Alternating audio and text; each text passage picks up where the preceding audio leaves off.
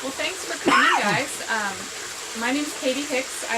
We did names earlier, but maybe we could do them one more time. But real quick, I work with a group called Clean Water for North Carolina, and we're an environmental justice organization. I'll tell you a little bit more about us, but I'm just glad to be here, and I'm going to talk a little bit about our drinking water justice campaign in North Carolina today, and then just open it up for discussion. So if we could do names and just like one thing about you one more time, just since it's a small group. Please.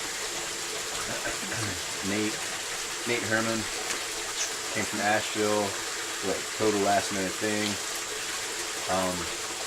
I'm really interested in policy and like interfacing with governments, official people where you have to kind of like know laws and things like that. Okay. So that's Sounds like you're at the right workshop. Yeah. And even more just like the thrust of it, you know? Like this is a specific thing. Right, but the big Right. picture. It's, yeah. And that's where I'm going to try and take it. Awesome. Obviously, not everyone cares about North Carolina specifically, so. Awesome. Thank you. I'm Bill Fisk, and Okay. we have worked together Yes. several times. Yes, Bill is a wonderful volunteer for us as well as Earth First and about a million other groups. So. My name is Tyler Cannon. I'm from Logan, West Virginia.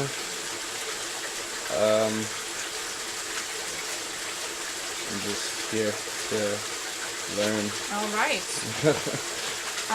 Well, if anyone would like a brochure to start off about the organization, and I'll tell you a little bit, you have this, I'm sure. I'll tell you a little bit more about myself, just to say that I grew up in Asheville, and I've always lived in Asheville, and I always want to live in Asheville, and I work for this statewide group. So, all that to say, I'm a little bit focused on North Carolina. And so I want this to be sort of a big picture and to be useful to you guys. So if any point you're like, this is not relevant to me at all, just let me know. I mean, I'm not going to be offended. I brought a variety of things that we could sort of start a discussion on, and then just wherever it goes is fine. But just to warn you that is kind of where my efforts have been focused and where my heart is, but that I think some of what we're doing is going to resonate with what's going on in other places too. So, I wanted to start out because we have a whole campaign, our organization, called the Water Justice Campaign. And basically, as an environmental justice organization, are y'all familiar with the environmental justice movement? I could just briefly give a little history of that. Hey, are you joining us? Yeah. What was your name again? Jess. Okay, welcome. I'm Katie. Environmental justice is something that a lot of people hear the term and they're like, environmental law, what is that? But it's actually a movement that started up about 20 years ago that started up actually in the African American community in North Carolina, of all places, in sort of a poor neighborhood where they realized, you know what? They're trying to bring in this toxic waste dump right on top of our community. And then they started to think, you know, this is a trend. Society as a whole tends to dump all of our toxic stuff that we don't want onto low-income or minority communities that just don't have as much of a voice. So that started up, and it's really going strong, but it kind of flies under the radar. I don't think, you know, a lot of people organize without starting a nonprofit group or anything, but they're out there, they're going through the motions, they're taking actions, they're going to hearings, and really trying to make their voices heard. So that's kind of where we come from as a group, is fitting in with that movement. But we do a lot of work at sort of the intersection of policy and organizing and helping communities maybe connect with the resources of the technical side of things. So it's always something new. But anyway, this particular campaign that we have is about water justice. So I wanted to start out and maybe have you guys brainstorm of what does water justice bring to mind, or what does it kind of, you know, what are some things you think of when you think of that phrase? And I might jot a few down. Corporation language and Yeah. Anybody else? What does that say?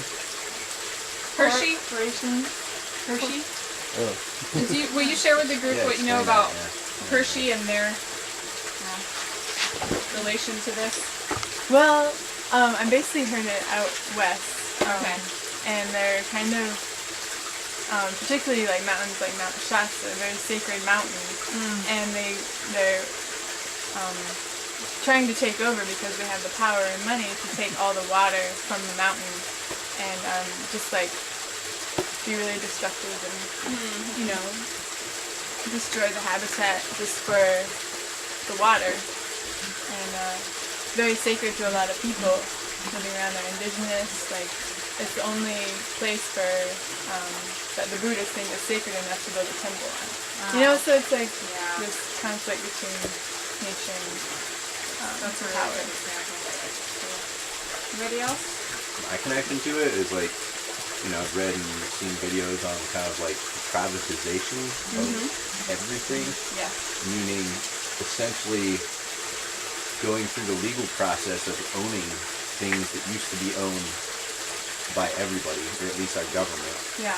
so that if and when the time comes, this is where like conspiracy people get freaked out, if and when the time comes that like resources are at a shortage, they've done the legal work to make it legally theirs. Yeah.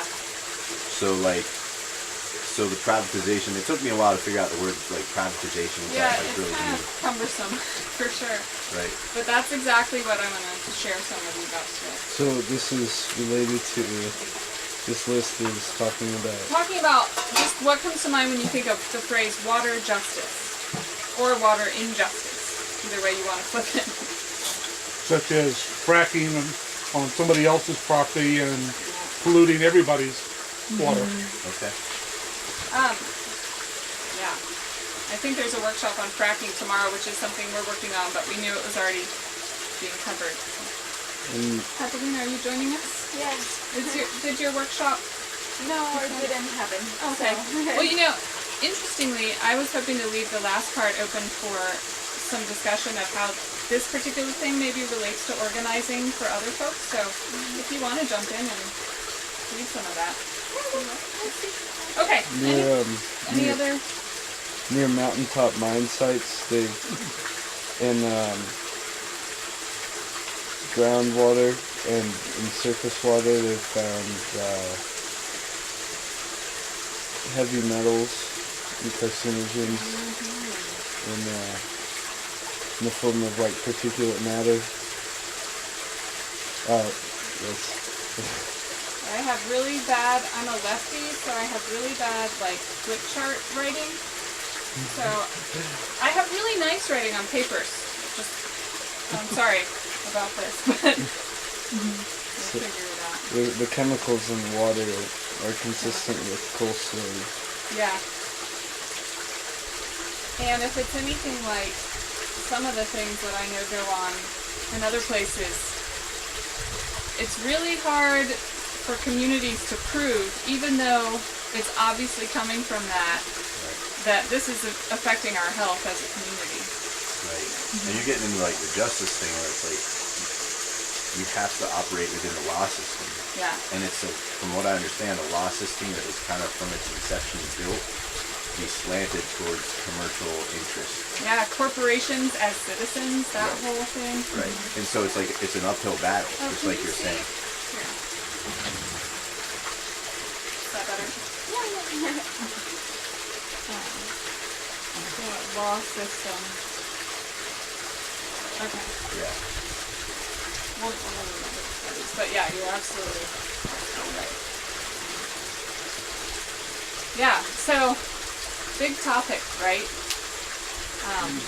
Huge, and it's not something that people think about all the time, but I think increasingly it's going to be, because like you said, when there is a shortage, and I think it's pretty clear there's going to be a shortage of water, and in some places there really is already, especially clean water, that how it's spread around is going to be increasingly a bigger and bigger issue. Yeah, who owns it? Yeah, who owns it? Which is a really good segue into, and I already talked about the organization, into this discussion of ownership of water. And so Clean Water for North Carolina has been involved in researching and getting a handle on this idea that water can be privately owned, specifically here, but throughout the world. And this is something that's going on everywhere. So we've gone from this kind of understanding throughout time that water is a human right. Everybody needs water, and therefore you would think that it wouldn't be owned, really, you know? It's always cycling, and it's kind of a shared resource. But what we're seeing is that companies are eager to get a little piece of this pie, of this ever-diminishing clean water resource that is what some people have called the next oil, you know. It's so valuable because we need it to live. So, do any of you know of any examples of private ownership of water? Coca-Cola owns a heck of a big chunk of India's water. Mm-hmm. And what do they do with it? They bottle it and ship it to other places. Exactly. Yeah. So, absolutely, not just soft drinks, but bottled water, right? You buy it for a price. That price is a heck of a lot higher than how much you pay per 1,000 gallons coming out of your tap. And most of the time it's the same. Yeah, well, so why do people buy bottled water anyway? Good marketing. Yeah. Like really using some intense. Yeah. It's interesting because I did some research on this and found that really it was like back in the 60s or 70s when people started kind of not buying as much soft drinks. These companies were like, how can we make more profits? And they started to slander tap water and say tap water is bad. You know, tap water, is your tap water really safe? Or is it not? You know? But, I mean, there are a lot of justice. It's not just the high price of bottled water. I mean, there are a lot of justice concerns overseas, but even here in the United States. You mentioned, what, India? Do people know other communities that have been affected by I companies? remember reading something like locally. I don't know if it's going from being privatized back to public or being privatized locally, right? The city's considering Yeah. some. Well, That's the city didn't have a choice. It was kind of thrust upon them by Moffat. I don't think that went anywhere, though. No, but he's still trying. Yeah. Well, what's the politics there? In a nutshell? Campaign donations. Okay. But who wants the local water like in Well, I think it's a big company out of England. Oh. Of course. They own 75 or 80 water companies here in the U.S. City water. And Yeah. just lost a huge fight in Santa Barbara over purchasing the city's water supply. Okay. But to them, it was worth, I think they said $2.5 billion over 10 years. Okay. Wow. So when you start talking that kind of money, these guys will, buy a politician or two. Right. So, I mean, the general thrust is they're putting themselves in a position like whenever water starts to. And even now, companies are profiting. So, and I can't really speak about every state, but so I'm just going to start out and talk a little bit about North Carolina. And at least 3 people here. Where do you live? I live in DC, okay. Well, just to sort of throw this out there, would you believe me if I told you that tap water is being supplied by private companies a lot in North Carolina? Yeah, well, it's true.